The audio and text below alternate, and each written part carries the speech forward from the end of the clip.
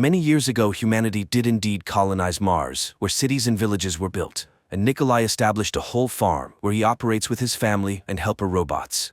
However, the grasping hands of the oligarchy reached even to the Red Planet. In the year 2085, a young man named Konstantin is preoccupied with wealth and readily takes on any projects promising profit. His friend, Nikolai, bets on intelligence. Konstantin passionately invents a device that will help translocate consciousness, which he aptly names the translocator. Konstantin immediately comes up with a catchy slogan for selling the device, but Nikolai tempers his friend's enthusiasm, as it's not even clear if this translocator works.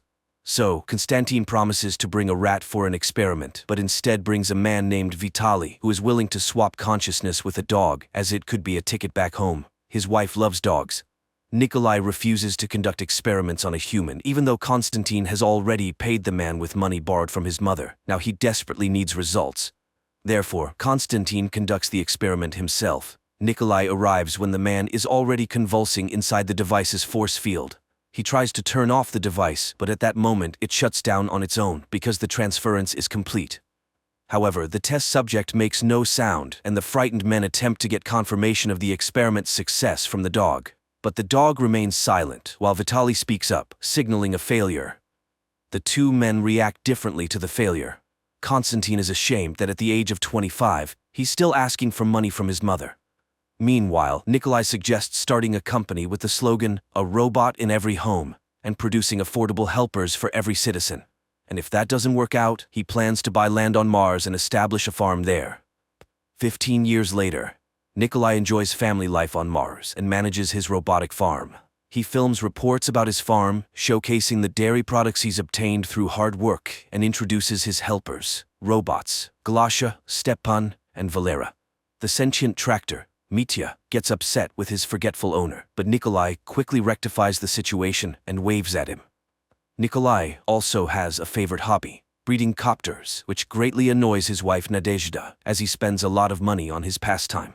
After deflecting her complaints by claiming he's shooting a promotional video, Nikolai shows his subscribers a drink made from tea fungus and introduces his eldest daughter, Marina, who is not enthusiastic about farm life at all. And after that, Nikolai presents his younger daughter, Lyudmila, who is passionate about constructing cyber weather installations in the form of Russian birches. There are 4 such birches controlling the weather in the entire region, which the girl enthusiastically demonstrates to the audience. Afterwards, the guy settles into his cyber bread box and flies to the landfill, which is regularly replenished with waste from Earth. There, he accidentally finds a discarded but fully functional robot. His wife, Nadezhda, is angry with her husband for bringing all sorts of junk into the house. However, he plans to name the discovery Vova and integrate it into their household, to which accommodating Nadezhda reluctantly agrees, but she prefers to call the robot Vanya. In conclusion, Nikolai invites good people to come to Mars, build, develop, and enjoy life, a sentiment echoed by his entire family. However, while relaxing in the evening amidst the idyllic Russian natural landscape, Nadezhda has serious doubts that anyone will heed their call. Meanwhile, the CEO of a major corporation, Konstantin Baragozin, is indulging in some pool time while contemplating his portrait on the moon when he is informed about the arrival of shareholders. Irritated, he wonders why his assistant Pavel couldn't come up with some excuse. However, Pavel has already exhausted all the reasons Konstantin could use to decline the meeting.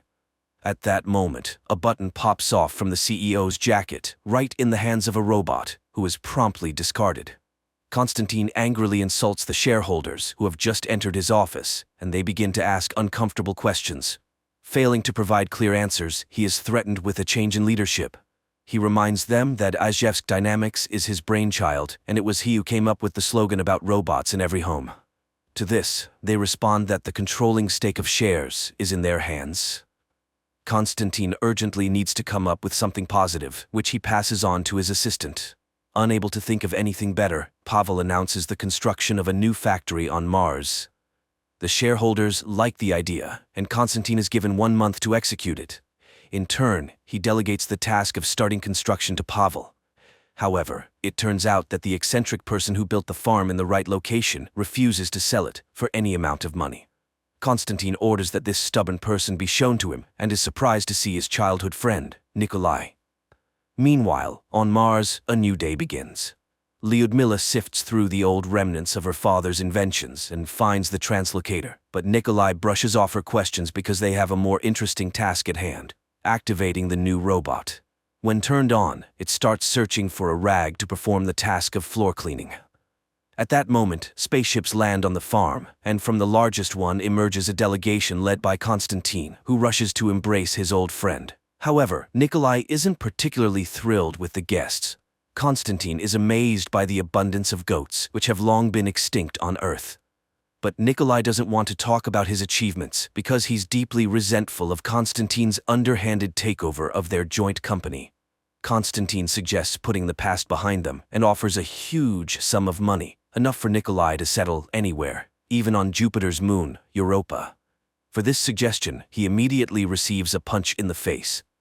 Enraged, the director signals his assistant to read out a decree declaring the corporation as the owner of Mars, and the demolition of the farm buildings begins immediately. This is when Nadezhda steps into the fray, but Konstantin's henchmen grab the family and lock them in a hangar. Suddenly, the man realizes that the robot Vanya is missing and sees that it is still carrying out its task. Nikolai outwits the guards and escapes from the hangar, while Konstantin's assistant tries to persuade his boss to be more lenient, since evicting people from their homes is illegal.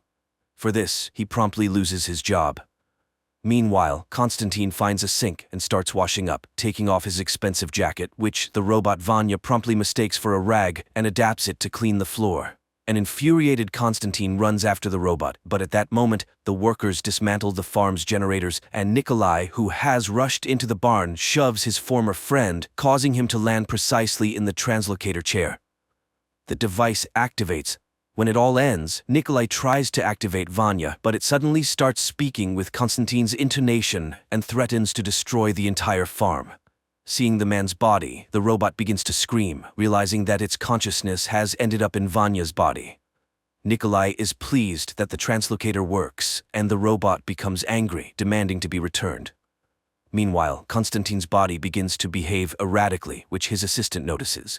Pavel orders that the suffering CEO be taken away, pushing aside the annoying piece of machinery. Nikolai sees Konstantin being loaded onto a spaceship, where his family is, and rushes after them, but the spaceship takes off, leaving Nikolai and Vanya with the CEO's consciousness in an iron head. At night, Nikolai fixes his car, all while enduring Konstantin's reproaches, who demands that the man urgently take him back to Earth, for which they need to reach the train station. Nikolai scolds the inept CEO, who then sets off on foot but gets stuck in Martian sand. In the morning, Nikolai finds him, and upon hearing his promise not to interfere with the farm, digs out the robot and drives it to the train station, encountering a Martian sandstorm along the way. Meanwhile, Konstantin's assistant returns home, where he is greeted by his wife and children. He has to admit that he got fired. Galina reminds him that their family is drowning in subscriptions, for the apartment, for the car, for the new renovation. They'll have to give up Italian wallpaper and designer furniture. And tomorrow, their subscription for the refrigerator expires. Maybe they should ask Baragozin for leniency. After all, it's all for the family. Meanwhile on Mars, Nikolai frees himself from the sand-covered car and locates Vanya's head by his voice. Searching further, he finds Vanya's body, which he has to catch up to. After assembling the robot, he digs out the car, and Vanya confesses that the train they're rushing to is the last one, because nobody should know about the construction of the new factory. Finally, the couple manages to pull out the car, but it refuses to start, so Nikolai forces Vanya to apologize to the supposedly offended car, laughing at the absurdity. After that, the car starts and speeds towards the train station. At the same time, Pavel arrives at the office and sees damaged robots, scattered belongings, and an incoherent CEO who makes him eat soap. He calls a doctor who gives a startling diagnosis. Baragozin's memories and personality have been erased, and his level of development is that of a 1-year-old child. Meanwhile, Nikolai's car approaches the city of Marsyansk when an elderly woman flags them down, asking for a ride to the train station. The old lady takes a liking to Vanya, reminiscing about her own robot, Grishka. She had sold her land to Baragozin's company, received a gift, and got a train ticket. Nikolai asks the old lady to share her thoughts about the oligarch, because he can convey people's opinions to him. The elderly lady begins to express her desires, which Vanya has to confirm. Finally, the group arrives at the train station. Nikolai says goodbye to the car and sends it home. The people and the robot then board an interorbital elevator and ascend to the platforms. However, there are no tickets left for the train to Earth. Nikolai tries to negotiate with the conductor when Vanya notices a ticket with the elderly fellow passenger. Meanwhile, on Earth, Galina seeks details about the incident from her husband. It turns out that Baragozin won't start speaking and thinking somewhat normally for at least a year or two. She advises her husband not to tell anyone anything and to become the leader of the corporation and to raise a good person out of the former CEO. Pavel disagrees and the woman speaks and he pauses her. He works to fulfill all her wishes, but she's putting pressure on him. However, in reality, she's just a hologram, just like the children she made him subscribe to, even though they don't even resemble him. After expressing all his grievances, the man unpauses Galina, who, upon realizing that he had paused her, becomes furious with accusations, as he doesn't even understand what it's like. She's not doing it for herself but wants to make him successful and wealthy. He deserves it, after all.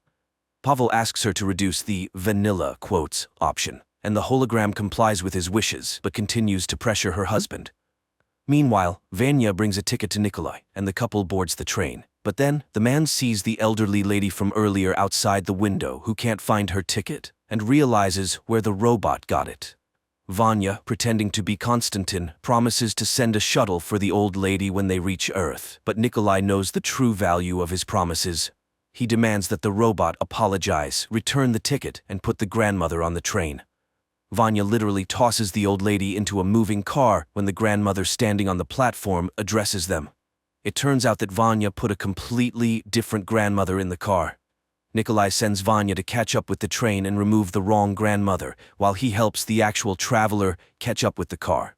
But the grandmother activates the rocket engine on her suitcase trolley and catches up with the train herself. The train departs. Vanya expresses everything he thinks about Nikolai's softness, which caused their separation in the first place. Then Nikolai switches Vanya to vacuum cleaner mode and it starts cleaning the platform, threatening Nikolai with dire consequences when it returns to its body. Vanya finds a space mail ticket. Nikolai has an epiphany. The couple heads to the post office. At the same time, Pavel is getting ready to sleep in Baragozin's residence when Galina reminds him of certain options that were not available to them. Nikolai and Vanya set out on their journey to Earth in a postal box, but there's a mix-up at the sorting, and the package veers off course to Pluto. Meanwhile, Nikolai's family returns to Mars in a hacked rescue capsule, landing in the desert. They immediately spot their car passing by. That's where the second episode ends. Folks, if you're interested in finding out what happens next, please write about it in the comments, and we'll shoot the continuation.